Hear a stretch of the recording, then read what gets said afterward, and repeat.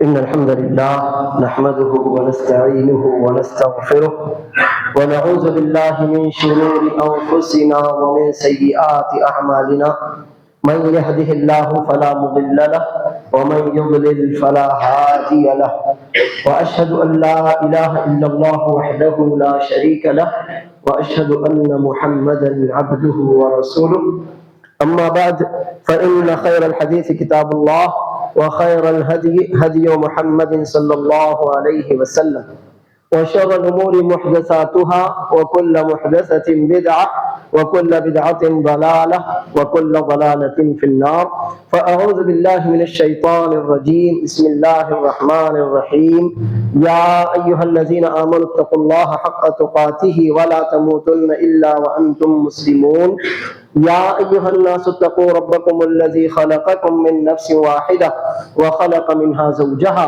وبث منهما رجالا كثيرا ونساء واتقوا الله الذي تساءلون به والأرحام إن الله كان عليكم رقيبا يا أيها الذين آمنوا اتقوا الله وقولوا قولا سديدا يصلح لكم أعمالكم ويغفر لكم ذنوبكم ومن يطع الله ورسوله فقد فاز فوزا عظيما.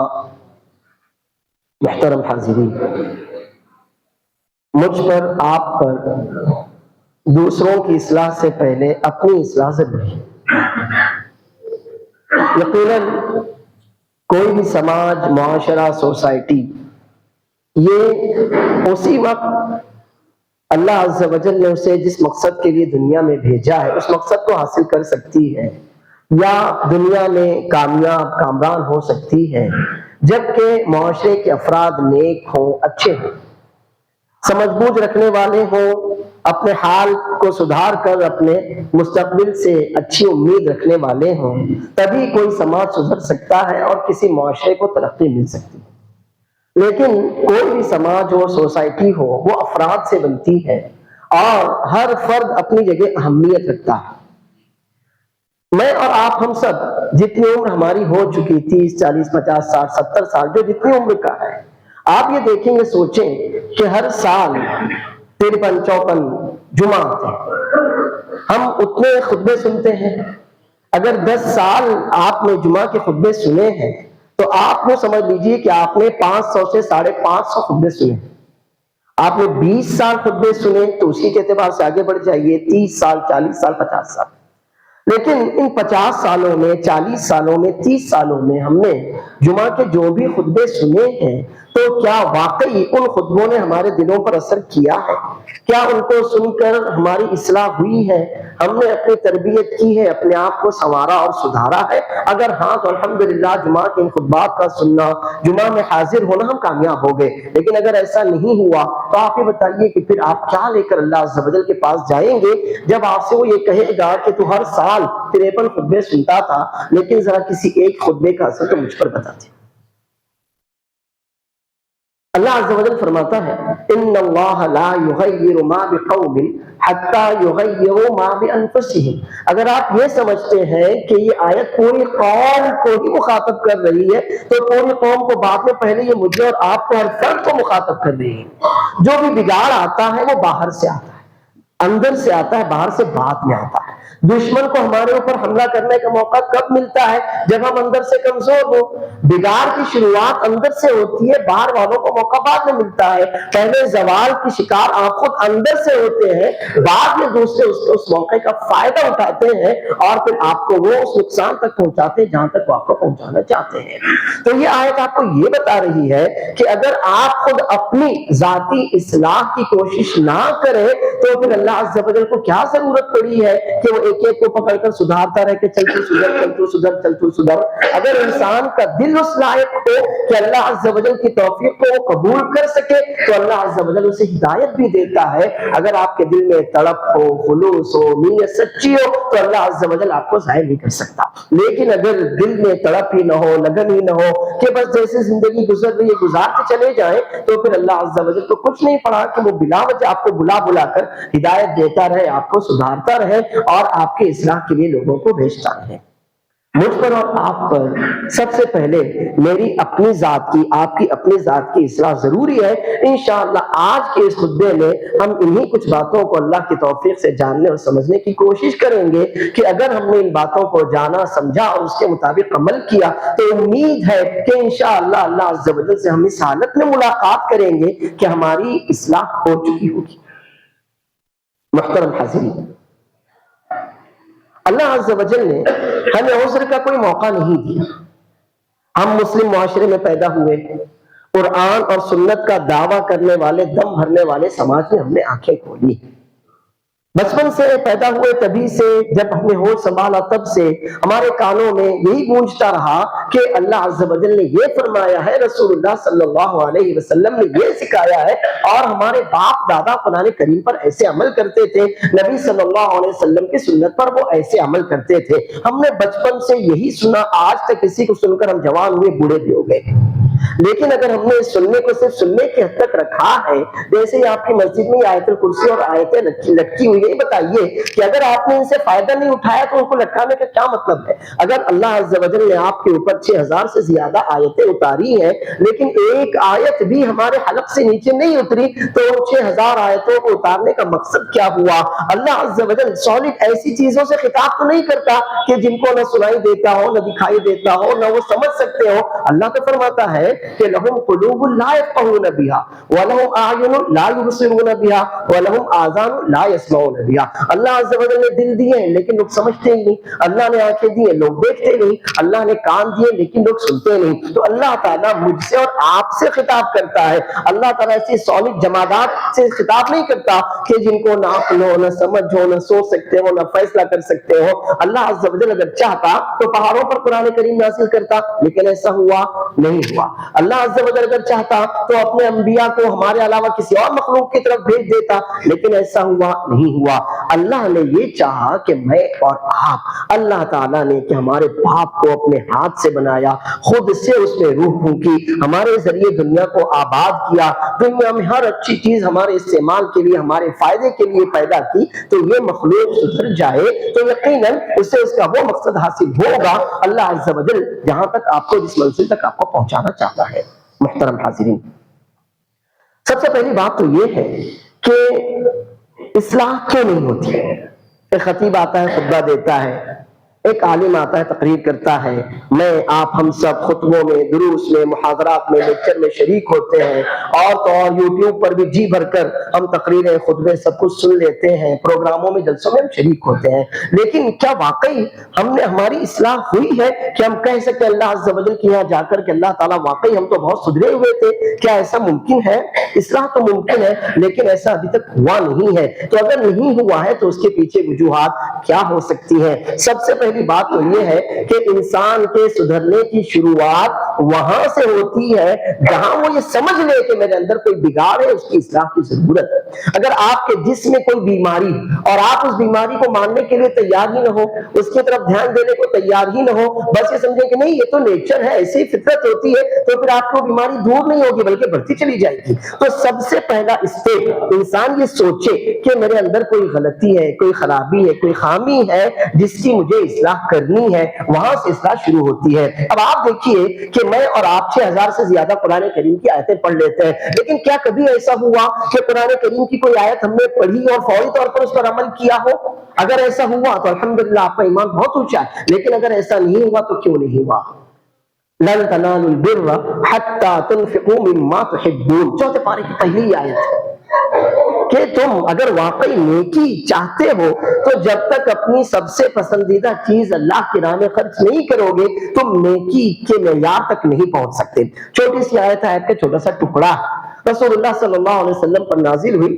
ابو طلحہ انصاری رضی اللہ عنہ نے یہ آیت سنی اور رسول اللہ صلی اللہ علیہ وسلم کی خدمت میں حاضر ہوئے۔ کہا اللہ کے رسول صلی اللہ علیہ وسلم، اللہ تعالیٰ تو یہ فرماتا ہے لن تنالوا البر حتى تنفقوا مما تحبون، جب تک اپنی پسندیدہ چیز اللہ کی راہ میں خرچ نہیں کرتے تم حقیقی نیکی تک، نیکی کی اونچائی اور بلندی تک نہیں پہنچ سکتے۔ تو گواہ رہیے کہ اللہ نے مجھے بہت زیادہ مال دیا ہے اور مجھے اپنا سب سے پسندیدہ مال جال بیروحا ہے، مسجد نبوی سے قبلے کی سمت میں بہت بڑا باغ تھا.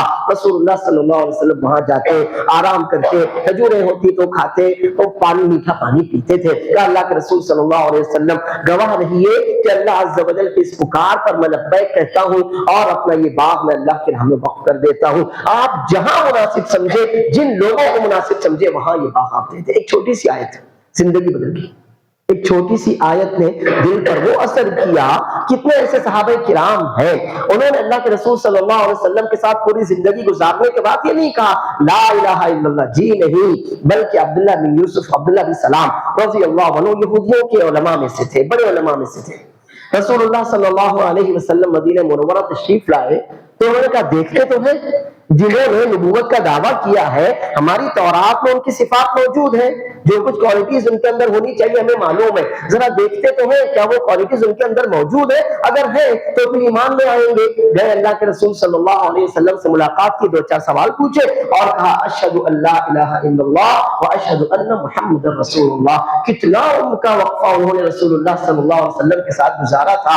2-4-6 منٹ کی بات تھی اور دل پر وہ اثر ہوا کہ لا الہ الا اللہ کا اقرار کیے بغیر نہیں پلٹے. سلمان فارسی رضی اللہ عنہ ایران کے تھے، مجوسیوں کے تھے، بلکہ ایک پروہت کے بیٹے تھے. ان کے باپ نے ان کو لڑکیوں کی طرح پالا تھا، یعنی ہر طرح کی نعمت ان کے لیے تھی. گھر سے باہر جانا نہیں تھا، باپ ڈرتا تھا، اکلوتا بیٹا ہے میرا، وارث ہے، اتنی بڑی جائیداد کا وارث میرے بعد یہی ہونے والا ہے، کہیں کوئی اسے نقصان نہ پہنچا دے. اتنا زیادہ ناز میں، نعمتوں میں، پہرے میں ان کو پالا تھا. گھر سے باہر یعنی محل سے باہر جانے کی ان کو اجازت نہیں تھی، لیکن دل میں تڑپ تھی. دل میں تڑپ تھی تو اپنے باپ کا گھر چھوڑ کر نکلے. کبھی ایران پہنچے، کبھی عراق پہنچے، کبھی شام پہنچے، کبھی کہیں اور پہنچے. اور اس کے بعد رسول اللہ صلی اللہ علیہ وسلم جب مدینہ تشریف لانے والے تھے تو مدینہ پہنچے. اطلاع ملی کہ رسول اللہ صلی اللہ علیہ وسلم مدینہ منورہ تشریف لائے ہیں. کہتے ہیں میں کھجور کے درخت پر تھا، ویسے ہی نیچے کود گیا. میرے مالک نے جس کا میں غلام تھا کہا تجھے کیا ہوا ہے؟ میں نے کہا میں نے ایسی ایسی خبر سنی ہے. اس نے کہا چل واپس، وہ تیرا کام نہیں. لیکن میں کسی طرح اس سے نظریں بچاتا ہوا چھپ چھپا کر رسول اللہ صلی اللہ علیہ وسلم کی خدمت میں پوچھا. اور مجھے معلوم تھا کہ رسول اللہ صلی اللہ علیہ وسلم کے کچھ صفات ہیں، ان میں سے ایک یہ ہے کہ آپ صدقہ نہیں کھاتے. میں کچھ کھجوریں لے کر آپ کے پاس پہنچا، کہا کہ یہ صدقہ. تو رسول اللہ صلی اللہ علیہ وسلم نے وہ کھجوریں مجھ سے لی اور اپنے ساتھیوں کو کھلا دی. میں نے کہا یہ ایک بات تو ہو گئی. اگلے دن پھر آپ کے پاس کچھ کھجوریں لے کر پہنچا، کہا یہ ہدیہ.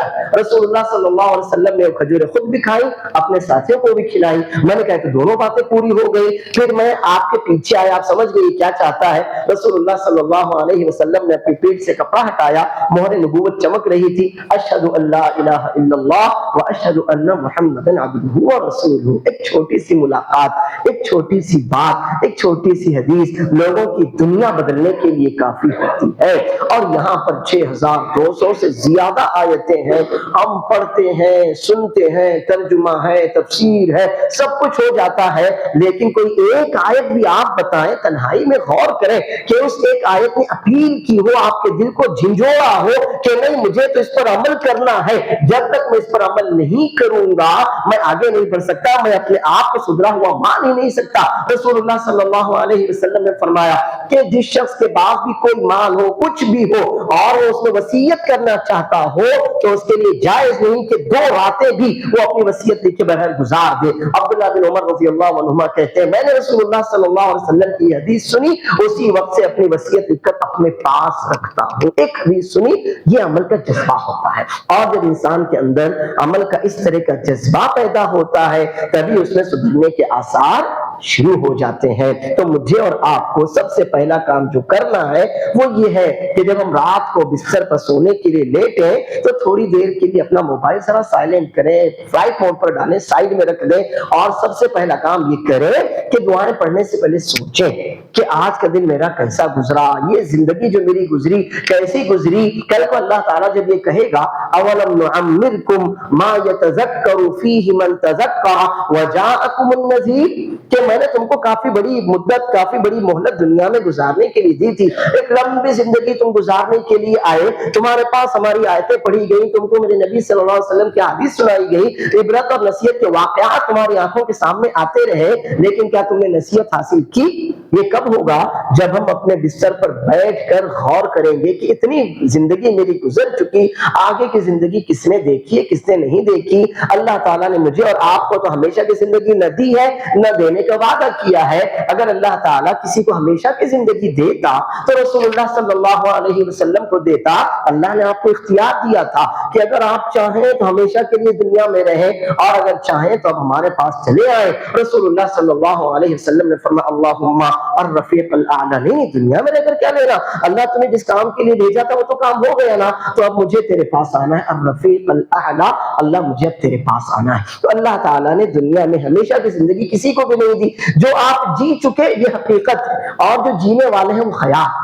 حقیقت میں، خیال میں، خواب میں بہت زیادہ فرق ہوتا ہے۔ آگے آپ کتنی زندگی جئیں گے یہ اللہ کے علاوہ کسی کو نہیں معلوم، جو فرشتے آپ کے ساتھ ہیں ان تک کو تو نہیں معلوم ہے۔ تو اب پہلا کام جو مجھے اور آپ کو آج ہی کرنا ہے وہ یہ ہے کہ جب ہم اپنے بستر پر بیٹھیں رات میں تو تھوڑا سا سوچیں کہ اتنی زندگی میری گزری ہے، اتنے قرآن کریم کی آیتیں میں نے پڑھی ہیں، اتنے خطبے، پر آپ نے خود سوچے جتنی اس کی عمر ہے اس نے اپنی عمر میں کتنے خطبے سنے ہوں گے، کتنے دروس سنے ہوں گے، کتنے لیکچر اس نے اٹینڈ کیے ہوں گے، کیا کچھ اس نے علماء سے، خطباء سے، اپنے ماں باپ سے قرآن کریم اور نبی صلی اللہ علیہ وسلم کی حدیث اور واقعات سنے ہوں گے۔ تو بس ذرا 10 منٹ کے لیے آپ اپنا جائزہ لیں، اپنا حساب لیں۔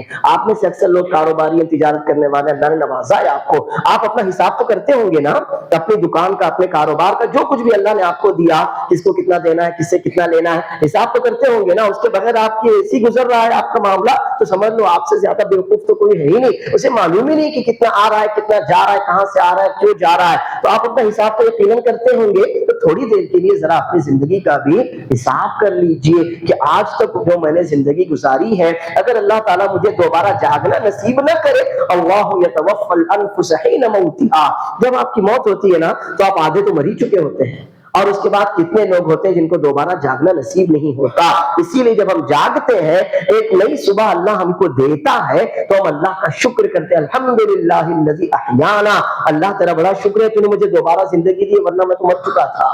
تو آپ یہ سوچیں کہ آج تک کی زندگی میری جو گزری ہے، یہ زندگی واقعی کیا ایسی گزری ہے کہ اگر ابھی نیند نہیں، میری موت ہو جائے اور قبر میں آنکھ کھلے، فرشتے میرے سامنے کھڑے ہوں تو کیا میں جواب دے سکوں گا؟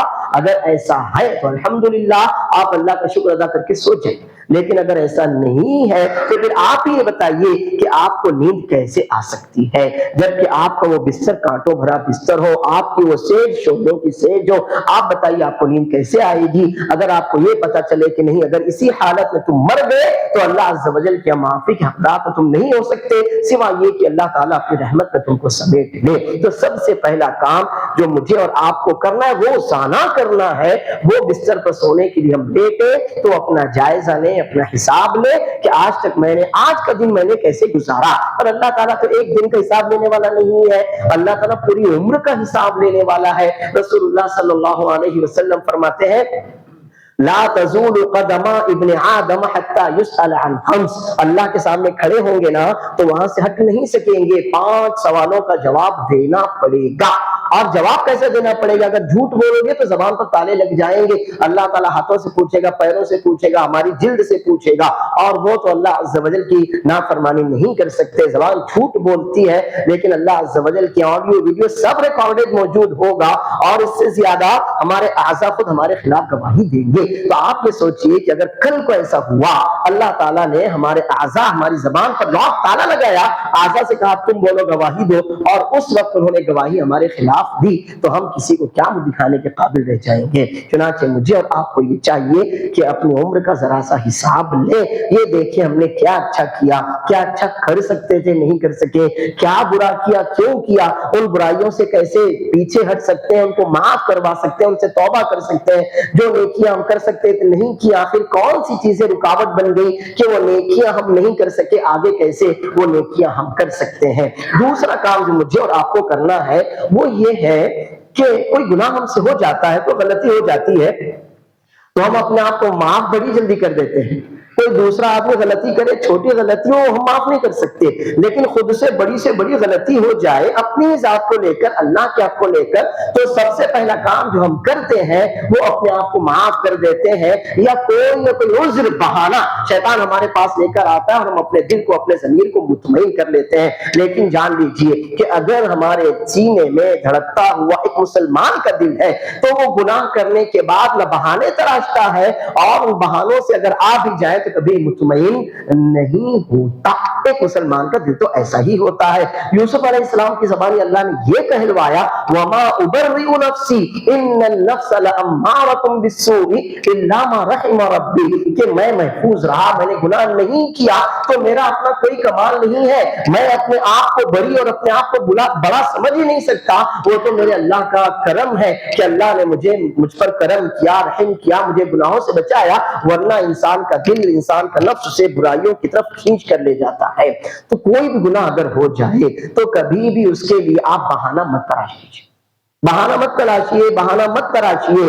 آج یہ بہانے آپ کو گناہ پر گناہ کرنے پر اکساتے ہیں، اور پھر ایک وقت ہمارے دل پر ایسا بھی آتا ہے کہ ہمارے دل سخت ہو جاتے ہیں۔ اللہ کے رسول صلی اللہ علیہ وسلم فرماتے ہیں، ان المسلم او المؤمن اذا اذنب نكتت في قلبه نكتة سوداء فإن هو تاب ونزع واستغفر ثقل قلبه وإن هو عاد زادت حتى يعلو قلبه فذلك مران الذي ذكر الله عز وجل في كتابه فقال كلا بل ران على قلوبهم ما كانوا يكسبون۔ ایک مسلمان جب کوئی گناہ کرتا، کوئی بھی گناہ ہم سے ہو گیا، اگر وہ گناہ ہم سے ہو جائے، ہم شرمندہ ہو، اللہ سے معافی مانگے، توبہ کرے، گناہ کو چھوڑ دے، تو اللہ تعالیٰ ہمارے دل کو صاف ستھرا کر دیتا ہے۔ اس گناہ کی وجہ سے دھبا دل پر آ گیا تھا، جو داغ لگ گیا تھا، اللہ اس کو دھو ڈالتا ہے۔ لیکن اگر ایسا نہیں ہوا، ہم نے گناہ کیا، توبہ نہیں کی، پھر گناہ پر گناہ کرتے چلے گئے،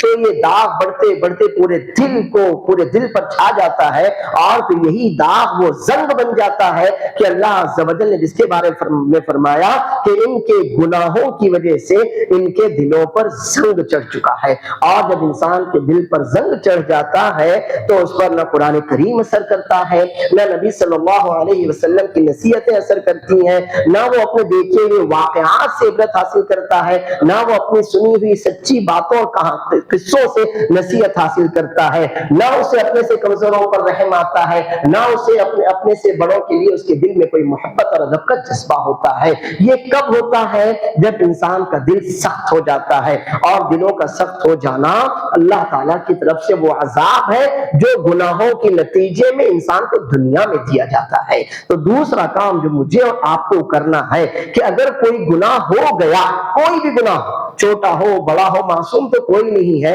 رسول اللہ صلی اللہ علیہ وسلم پر معصومیت ختم ہوئی، انبیاء علیہ السلام معصوم ہوا کرتے تھے۔ اب ہم میں سے، آپ میں سے کوئی معصوم نہیں ہے، بہت سے گناہ ہم سے ہو جاتے ہیں، بہت سے گناہ ہم کر ڈالتے ہیں، تنہائی میں، محفل میں، لوگوں کے سامنے، غرض ہم سے بہت سے گناہ ہوتے ہیں، بہت سے گناہ ہم کرتے ہیں۔ تو مجھے اور آپ کو یہ کرنا ہے کہ اس کے لیے بہانہ نہیں تلاش کرنا۔ مثال کے طور پر میری فجر کی جماعت چھوٹ گئی، تو اب میں کیسے بہانہ تلاش کرتا ہوں؟ میں بہت تھک گیا تھا، رات میں 2 بجے میں آیا، اور رات میں 2 بجے آنے کی وجہ سے میری صبح نیند ہی نہیں کھل سکی۔ آپ ناکام ہو گئے، اور جو ناکام ہوتا ہے وہ بہانے تلاش کرتا ہے، وہ بہانے تراشتا ہے۔ اگر اللہ عز و جل نے آپ کو اس قابل سمجھا ہوتا تو آپ 2 بجے نہیں 5 بجے سوتے، تو بھی اللہ تعالیٰ آپ کو 6 بجے مسجد میں ضرور لے کر آتا، لیکن آپ اس قابل نہیں تھے۔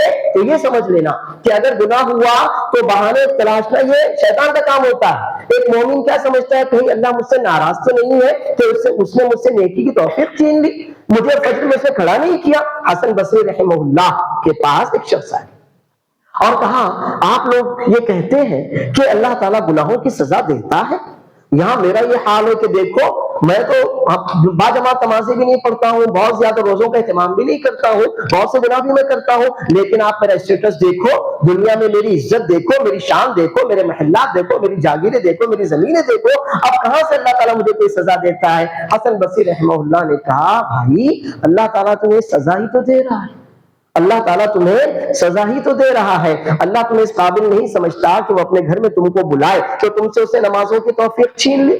یہاں تم لوگوں کو دیکھتے ہو کہ وہ مسجدوں میں راتوں میں ان کے رونے کی آوازوں سے مسجدیں گونجتی ہے، تمہیں اس کی توفیق ہوتی ہے؟ کہا نہیں میں نہیں پڑھتا۔ کہا تو یہ اللہ تعالیٰ کی سزا ہے، اللہ تعالیٰ تمہیں سزا دے رہا ہے کہ وہ تمہیں عبادتوں سے محروم کر رہا ہے۔ تو مجھے اور آپ کو کبھی بھی کوئی عبادت چھوٹ جائے، کوئی نیکی چھوٹ جائے، کوئی گناہ ہو جائے تو ایکسکیوز نہیں دینا، اس کے لیے کوئی بہانہ تلاش نہیں کرنا ہے، ورنہ یہ بہانے انسان کو شیطان کے راستے پر لے کر چلے جاتے ہیں۔ بلکہ یہ سوچنا ہے کہ اللہ مجھ سے ایسی کون سی غلطی ہوئی تھی، کیا گناہ ہوا تھا، میں معافی مانگتا ہوں، تجھ سے توبہ کرتا ہوں کہ مجھے یہ نیکی توفیق نہ مل سکی یا میں گناہ پر گناہ کر بیٹھا۔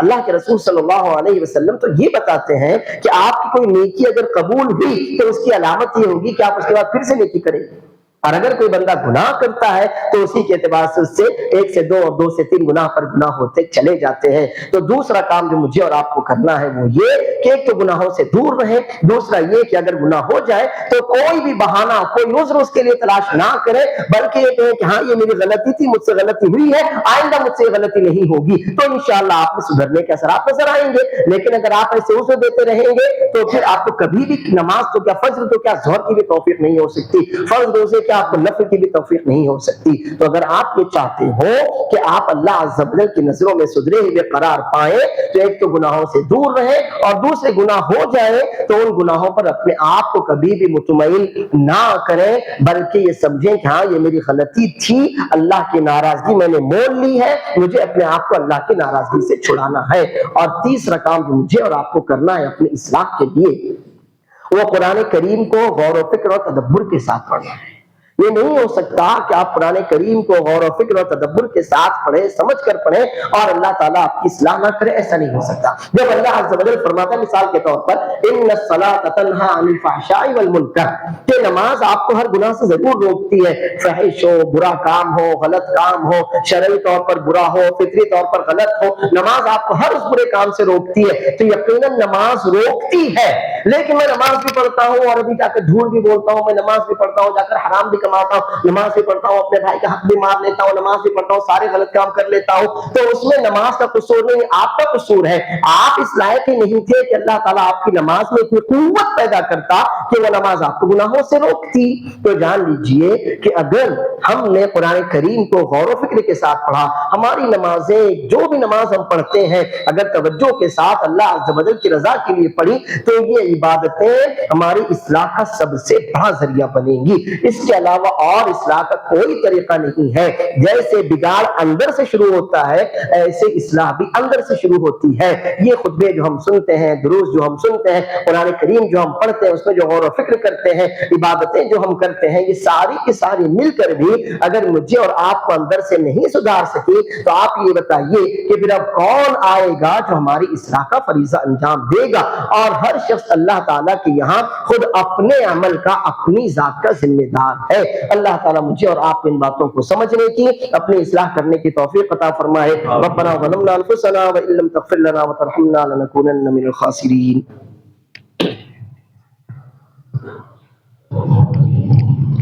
الحمد للہ علی احسانہ والشکر لہ علی توفیقہ وامتنانہ، واشہد ان لا الہ الا اللہ وحدہ لا شریک لہ تعظیما لشانہ، واشہد ان محمدا عبدہ ورسولہ الداعی الی رضوانہ۔ اللہم صل علی محمد وعلی آل محمد کما صلیت علی ابراہیم وعلی آل ابراہیم انک حمید مجید۔ اللہم بارک علی محمد وعلی آل محمد کما بارکت علی ابراہیم وعلی آل ابراہیم انک حمید مجید۔ محترم حاضرین، کوئی بھی کام جب تک آپ اس کے لیے مخلص نہیں ہوں گے تب تک وہ کام نہیں ہوگا۔ عبادت آپ کرتے ہیں، اس کے لیے اخلاص ضروری ہے۔ آپ بزنس کرنا چاہتے ہیں، کیجئے، لیکن جب تک آپ اپنے لیے مخلص نہیں ہوں گے، اپنی ذات کے لیے مخلص نہیں ہوں گے، تب تک آپ بزنس بھی نہیں کر سکتے۔ آپ کو ڈگری حاصل کرنا چاہتے ہیں، آپ اپنے لیے مخلص نہیں، آپ نہیں کر سکتے۔ آپ اپنے بچوں کو آگے بڑھانا چاہتے ہیں، اس کے لیے مخلص نہیں ہے، تب تک نہیں کر سکتے۔ اور اخلاص یہ آپ سے محنت مانگتا ہے۔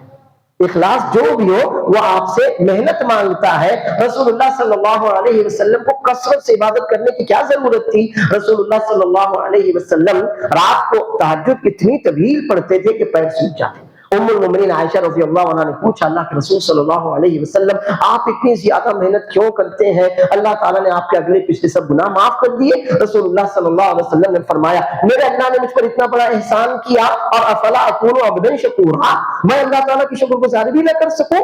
تو جب تک آپ اپنی ذات کے لیے مخلص نہیں ہوں گے، اور یہ اخلاص محنت سے جھلکتا ہے، جب تک آپ محنت نہیں کریں گے کسی بھی بات کو لے کر جو آپ کا مقصد ہو، اپنے لیے، اپنی اولاد کے لیے، اپنے گھر کے لیے، اپنی سوسائٹی کے لیے، اپنے خاندان والوں کے لیے، جب تک آپ کے دل میں سچی نیت نہ ہو اور آپ اپنی اس نیت کو محنت کے ذریعے سچا ثابت کر کے نہ بتائیں، تب تک آپ کسی بھی فیلڈ میں کامیاب نہیں ہو سکتے۔